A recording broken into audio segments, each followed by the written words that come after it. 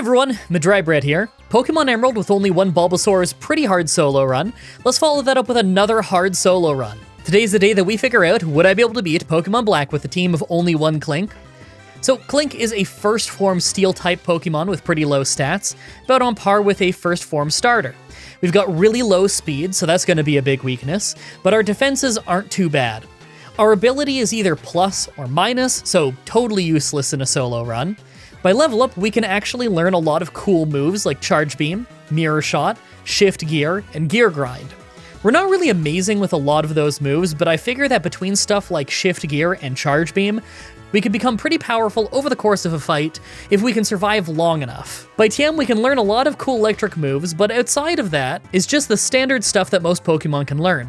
Thunderbolt could be pretty good, although I guess Charge Beam is still more important since our special attack isn't exactly amazing. Not sure yet. I guess I could always get the TM for both and then try each one.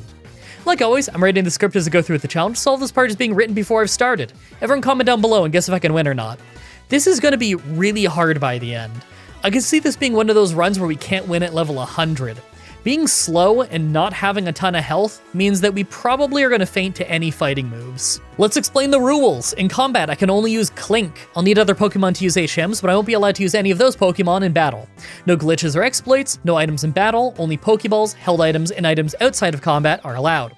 Also, if you enjoyed this video, be sure to like, subscribe, and ring the bell for more.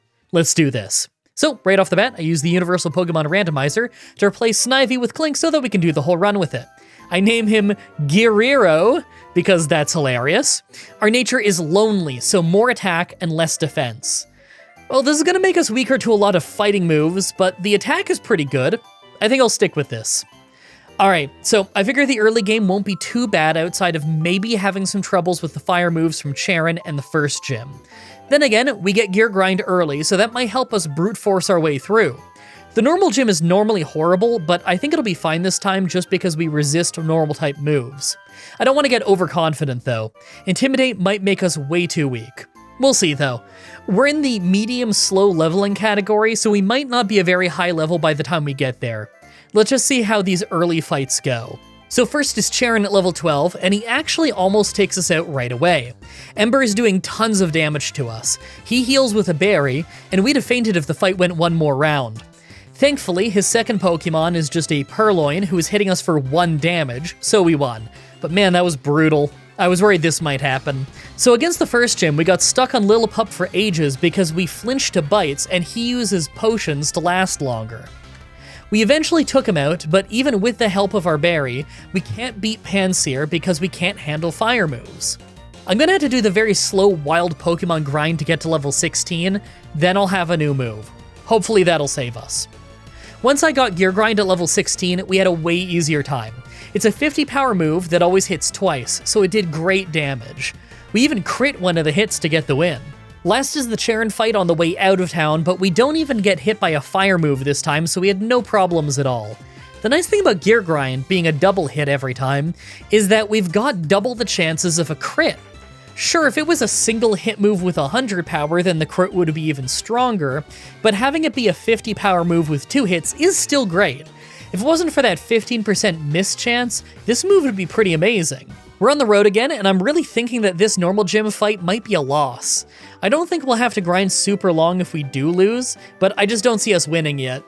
Gear Grind isn't super powerful against everyone, just the more frail Pokemon. We may have an attack nature, but we still don't really have an amazing attack stat.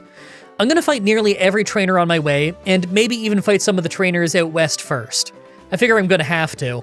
You know what? Now's a great time to talk about this video's sponsor, Boot.dev. So since the last time I talked about Boot.dev, I've been getting some practice in, and you know what? I'm finally not totally incompetent at coding for the first time in my life. I'm still early on and my knowledge is pretty basic, but just doing 20 minutes here and there when I have time in a week is teaching me some actually practical stuff.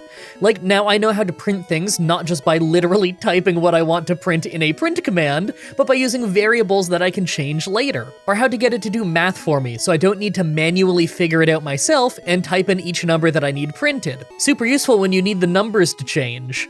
You know, like if I was actually coding something that someone would find useful. Boot.dev makes learning code interesting by turning it into a game. They present lessons as tasks to write or fix code alongside genuinely useful, informative instructions. They have Boots the Bear Wizard, who can help teach you what's wrong with your code and lead you along on how to fix it, and you can even check the solutions if you're completely stumped. You learn the Python and Go programming languages from start to finish, so you can get a complete skill set and open up some career opportunities as a back-end dev. Go to boot.dev and use my code MDB to get 25% off your entire first year if you choose the annual plan. They've also got a free demo of some lessons on the website if you want to go give them a try and see if you like it first. I already know more than I did when I was in programming class as a 16-year-old, so I can confidently say that if I was in that class now, I would be well on my way to probably not failing it this time. Thanks again to boot.dev for sponsoring this video. Now, I've got a challenge run to get back to. So first was N, and his whole team was super easy. Gear Grind was way too strong for any of them to handle. I still don't know how I feel about the normal gym, though. We might not be ready for it. So I get to the gym at level 22. Right away, we lose attack to Intimidate, so because of that, we don't get the 2-shot that I was looking for. We lost some defense to Lear and some health to Takedown, and it took a while because of her super potion, but we took her out. As Watchog came out, we lucked out with her using Hypnosis rather than Retaliate right away. We even woke up fast and we were doing great damage. The problem is, we were put to sleep again right after, so we came super close to winning before that happened. I'm gonna say getting about 2 more levels should get us the win. I hope that we don't get leered again, because I bet that we'd have way more health if not for that. So I come back at level 24. We still get hit by Lear and Takedown right away, so things don't start great. But this time, all Watchog does is miss Hypnosis twice in a row, so we have a pretty easy time winning. Hey, I'll take it. Better than getting stuck for ages, that's for sure. Alright, so we have the Bug Gym coming up, and I figure this one probably won't be too bad, and Bianca probably won't be bad either, but Sharon could be a problem. I think he's got both decent fire and fighting moves by the time that I fight him again, and those are 2 of the big types that I'm worried about. Hey, on the upside, Castilia City has some good items that I can grab, so I went ahead and got a scope lens. It boosts crit chance, so I figure that with Gear Grind, it's gonna be pretty strong. 1 stage of crit gives us a 1 in 8 chance of critting on every move, so double the normal crit chance. Combine that with how I'm attacking twice with every Gear Grind, and that's really strong. I also got Eviolite, although I'm not really sure if I'm gonna use it. I get asked sometimes why I don't just use that all the time, but I feel like it would be kind of unfair. I get it, it's an item in the game, it's not like I'm cheating to get it or anything. You could even argue that it would be perfect for Gen 5 runs since I wouldn't need to overlevel as much. I just worry that it would make some battles too easy, you know? I remember asking about it years ago and people had very mixed opinions. Maybe I'll start using it in runs where I'm still failing at level 100? That's not a bad idea. We might even need it by the end of this run. I could see us getting stuck on a Marshal for a long time. That's not for a long time though, so let's just worry about what's in front of us. Alright, right away, the Bug Gym went great. Our new scope lens is getting us some good crits. We still took a lot of damage from the Razor Leaf crits, but it was still a first try, so it wasn't so bad. If we got crit every time, then it would have been a loss, but that would have also been really unlucky. Bianca right after ended up being pretty easy just thanks to Charge Beam. We lost attack to Intimidate right away, but it didn't matter after how much special attack we built up. It was actually great for taking out the fire type at the end, since our steel moves just aren't great against it. Charon was pretty easy with Gear Grind right after, and it helps that the Sandstorm doesn't hurt us, although we only beat Pig Knight thanks to crits. He kept using Defense Curl, so our Gear Grind was getting really weak. I think this scope lens is really saving us in these fights. So I think we're getting to the part of the run where it's actually going to become hard. N might not be easy thanks to his decent fire type, the Electric Gym Leader has good fire moves on Zebstrika, and the Ground Gym in the next city over is probably going to be awful. We're basically a one-trick pony with Gear Grind right now, and it falls apart when we're against fire, steel, water, or electric types. Speaking of, both of our good moves are weak against electric types, so we might really fall apart there. I think we might have to just learn Return. It's not like I can get any moves with a type advantage. So I gave the end fight a ton of tries because on the first one, I thought I could win due to Sandile using Embargo, but literally every other time, he used Sand Tomb, and because of that, we would feint to Fire Punch right after, every single time. So I was hoping that maybe a crit would save us, but it didn't. It just wasn't strong enough to get the knockout. Man, this is brutal. I can't believe I finally have to grind for this random fight. I'll try using Return first. Maybe we can just brute force it. Nah, I tried it again, but Return wasn't a one-shot. It wasn't super far off, though. Maybe I'll have to grind a few more levels before I can win. The Electric Gym might take a lot longer, though. So I grinded to level 35, and it was just a breeze. Not only was Return a one-shot, but Sandtomb actually missed at the start this time. We ended up getting hit by Whirlwind at the end to switch to an HM Pokemon, so I had to give them a free hit on me by switching back in, but we were never in danger. I don't know how this Electric Gym is gonna go, though. Okay, so we have to use Automize to become faster than the Electric Gym Leader's team, but thanks to Zebstrika gaining speed off Flame Charge, we actually ended up being slower than her partway through and taking an extra hit. Thanks to that, she takes us out pretty easily. If we didn't get an extra hit, then I bet we would have won. I'll get just a few levels. Either we end up being faster even after Flame Charge, or we just one-shot the Emolgas. Well, even at level 40, we're not faster after Flame Charge, and we can't one-shot Emolga, but it's only by a sliver. We for sure maxed out our effort values, so I'm just gonna go get 2 levels at a time with Rare Candy and try to win. Man, I'm not looking forward to that upcoming ground gym. Okay, finally, after hitting level 42, we can one-shot the Emolga, making the fight not too horrible. That's a lot of level ups for one gym, though. I think we're finally starting to fall behind. And our way out of town is Charon, but other than us taking tons of damage from Flame Charge, it was all really easy. Okay, so we have the ground gym coming up, and this is probably going to be awful. We have no answer to most of it beyond brute force. I could use a Rocky helmet to do some damage back to them for when they hit us, but I really doubt it's going to help us much. I think the scope lens is still our best item for that fight. Excadrill is the one that I'm really worried about since he resists all of our moves, and there's nothing else that we can learn for the fight. I guess it's just going to have to be brute force fight. I just hope that it doesn't end up being a brick wall for too long.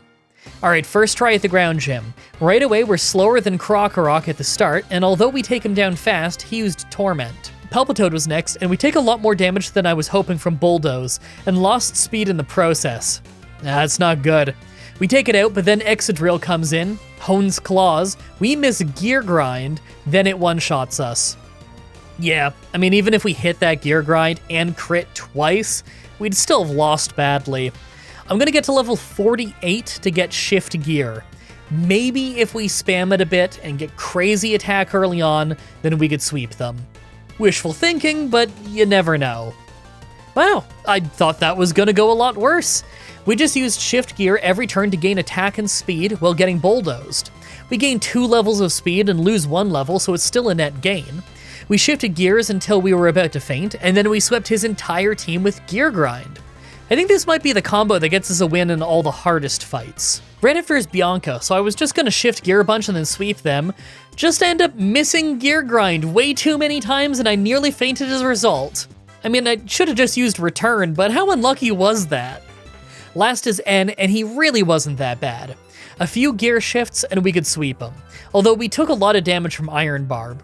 I wonder if I'll have to worry about Rough Skin later for the same reason. Multi-hit moves mean more contact damage from abilities like that. Okay, so I'm actually feeling kind of good about the next bit of the run. The Flying Gym might not be too bad since we have Charge Beam for the only water type. Sharon could be hard, but I figure Shift Gear could save us. Then we have the usually easy Ice Gym that should be extra easy this time. Then what, the last Bianca fight, the Dragon Gym, and Sharon again? As long as we shift gears like crazy, then the last Dragon Gym might not even be that bad. Just having shift gears really has changed things for us. That said, you know the Elite Four is going to be a brick wall. This strategy isn't going to last forever. We can't shift gears while Marshall's throw is hitting a storm throw, that's for sure. Well, I figure the Flying Gym would be easy with Charge Beam, but I guess the Pokemon gods wanted to speed things up because we crit the first 2. The entire team was a sweep because of that. Look, I know we have a held item that doubles our crit chance, but that's still pretty cool. Sharon right after pretty much just threw the whole fight. He was spamming Detect, so I just shifted gears 6 times, then swept his whole team with Return. Why he decided to keep wasting time when I was clearly just building up my stats, I don't know. I think we all knew that the Ice Gym was going to be easy, but Bryce actually made it extra easy for us by using Acid Armor for the first 2 turns, letting us build up tons of speed and power before we swept him. I guess we may as well just skip ahead to that Bianca fight. On our way there, I took the Plume Fossil. I knew that if I didn't say what I took, you'd all ask. Actually, now that I think about it, everyone ask anyway. Comments are good for the YouTube algorithm. At the last Bianca fight, we were able to build up some gear shifts thanks to her just using Work Up, although we did lose attack to Intimidate. Although we won pretty easily, we did take some pretty rough damage from Aqua Jet thanks to the heavy rain. Do you think that the Dragon Gym is finally going to stop our momentum, or the Sharon fight right after it? Well, thanks to the first Pokemon just using Dragon Dance 3 times instead of fighting us, I was able to shift gears 3 times and sweep his team. We did take some damage from Rough Skin, but since they didn't attack us, we were fine. Can't believe how much shift gear is saving us. Last is Charon, but once again, thanks to him spamming Detect, we got tons of gear shifts in. He actually crit us twice right away to do a lot more damage than I was expecting, but once we shift gears 5 times, we were an absolute machine. That went so well! Alright, for as awesome as a lot of this run has been, it's about to grind to a halt. Pun intended, of course. The Elite Four is always brutal in this game, but it's going to be especially brutal for us. Chantel has Chandelure, who could easily one-shot us, and Marshall's entire team could probably take us down in 1 or 2 hits. We have a really limited moveset, so there isn't much we can do. Either I have to level up a lot, get really lucky with my crits, or maybe equip a Bright Powder and get super lucky with them missing. No matter what though, I expect us to be a way higher level before we can actually get to N and Getsus. Now that we're the Elite Four, let's take a look at our team. I'm gonna be honest, our stats are just awful. I know that we're only level 60, and normally we're closer to 70 by now, but other than passable attack, we are awful. 75 speed, 72 special attack. We really are only a one-trick pony with shift gear and gear grind with a scope lens. Even if it is a really good trick, I won't be surprised at all if this trick doesn't get us through a single Elite Four member. Make your final guesses on if we can win this or not. Let's do this. First is Dark Trainer Grimsley. Well, we instantly take huge damage off Brick Break, we take out Scrafty, then we go down to an Earthquake against Crocodile. Yeah, that's not even close to a win. Caitlyn might be the easiest. Let's try her instead. Second is Psychic Trainer Caitlyn. We instantly get one-shot by Focus Blast. Okay, yeah, that isn't happening. Do I need to even bother trying Chantel and Marshall at level 60? I'm gonna get up to 70 and try this again. Man, I don't even know what to say. I got up to level 70 with Rare Candy, then literally, on the first try, she missed Focus Blast twice, so we got 2 gear shifts in, then swept her team with Gear Grind. That was completely insane. I guess I'll try Grimsley again, since he's gotta be easier than Chantel or Marshall. Okay, so against Grimsley, we got to shift gears once early on before taking out Scrafty, but then we're just slightly too weak for a one-shot on Crocodile, so we fainted to Earthquake. Maybe in like 3 more levels we could take him out that way. So it was strong enough to beat Crocodile this time, but after that is Bisharp, who resists us. We gear grind him a bunch, but even with a crit, we couldn't make him faint because of his full restore. This is brutal. I don't think I can beat him until close to level 80. Maybe at 78 this is possible? We just do so little damage to him. Okay, this is miserable. Level 78, and even with a crit, we ended up losing because he has another full restore. The worst part is that he still has Pokemon left after this. I'll get to level 80 and try a bunch.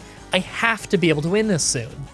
Okay, never mind. I tried a couple more times at level 78 just in case, and this time we had a better timed crit and took him out. Then Liepard went down in 1 hit. We only had 8 health left. How are we even gonna beat the other 2 like this? Third is Ghost Trainer Chantel. Okay, well, never mind. I thought this was gonna be super hard because she could just use Will-O-Wisp right away, but it turns out she's an awful trainer, and she let us shift gears 3 times so that we could sweep her team. That was 100% her fault. She could have easily prevented me from doing that. Fourth is Fighting Trainer Marshall. I can't believe it. We could actually survive 2 hits before fainting, so I shifted gears twice and swept him. I know we had to level a ton, but Grimsley was actually the hardest. How are N and Getsus gonna go though? Because I really have no idea. He can probably just 3-shot us with Zekrom, so this could be bad. Man, even with him giving us an extra turn with Light Screen so we can shift gears 3 times, we can't one-shot him. We come insanely close, but we can't even take out his first Pokemon. I'm gonna get up to level 82. then I think this is possible. I don't even know how this is possible, but I leveled 4 times and we still left him with the same sliver of health. I guess I'll get to level 85 instead? Okay, level 85 and it finally worked. We got our one-shot, and I'm sure it won't surprise you all that much, but as soon as we got past Zekrom, we one-shot his entire team. Man, I love this combo so much. Alright, this took a couple of tries thanks to his crits and special defense drops, but Kavagrigus couldn't poison us due to being steel type, so thanks to that, we got all 6 of our gear shifts in, and ended up sweeping his whole team. That's right, this strategy worked on the final boss. One simple little move combo from a totally unevolved Klink was able to sweep the final boss's team at level 85. That is insane. That was super fun. Yeah, it's one of those solo runs where we either sweep everything or get wiped out pretty much instantly, but I really underestimated how fun shift gear and gear grind was gonna be. Plus, the scope lens was a real run saver. I absolutely need to try Klink in White 2, and maybe even Pokemon X. I really hope you guys like that run.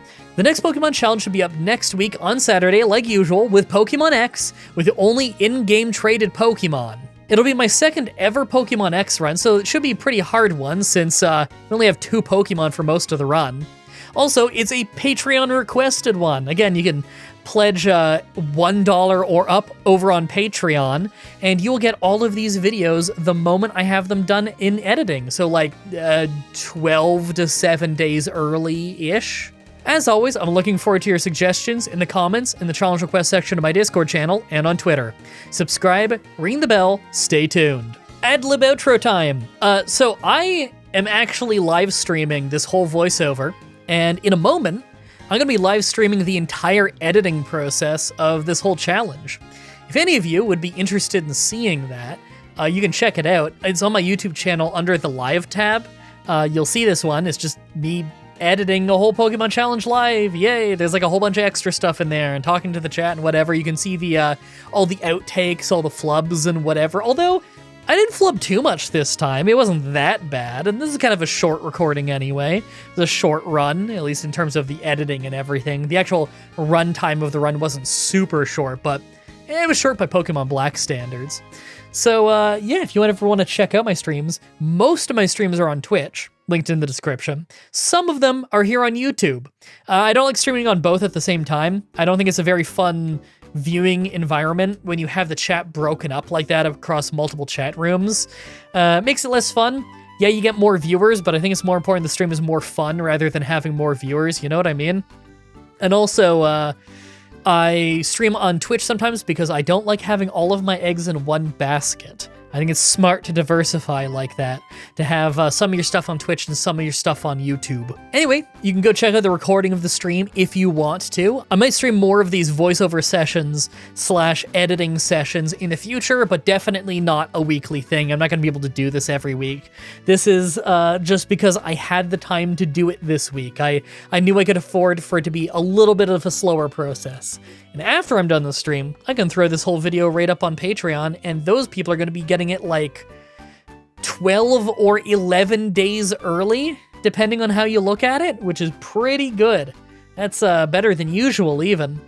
In fact, the people on the live stream right now, they get to not only hear the voiceover live, they also get to listen to my goofy music during it, so that's fun. And they're all donating to the MDB Don't Let Your Computer Explode Fund, which I really appreciate because, man, the tech issues have been getting bad, and a lot of the parts of my computer are getting real ancient, and I don't have money to throw around, and I'm worried that things might start dying on me soon. So, much appreciated, chat. Thank you. I see your super chats, and I'll be reading them in a minute. I see there's a 7 there. I don't think I read that last one yet. Thank you, everybody, so much for watching, and until next time, have a nice day.